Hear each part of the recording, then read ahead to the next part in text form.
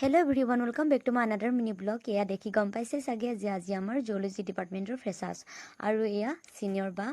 এইফালে আমাৰ আটাইতকৈ মৰমৰ জুনিয়ৰখিনি বহি আছে আৰু এইফালে আমাৰ সিনিয়ৰ আৰু আমাৰ ফ্ৰেণ্ডবিলাকো খুব ধুনীয়াকৈ সাজি কাচি আহিছে দি আছে আৰু অলপ সময় পিছতে আমাৰ ছাৰে দুআষাৰ আগবঢ়ালে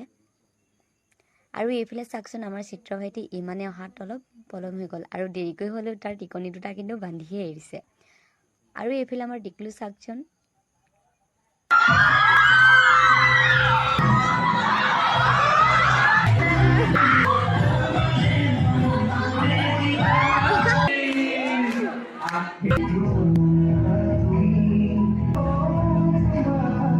এনেকৈ বহু সময় পাৰ হৈ গ'ল এইফালে টুটু চুমু আৰু অংকিতা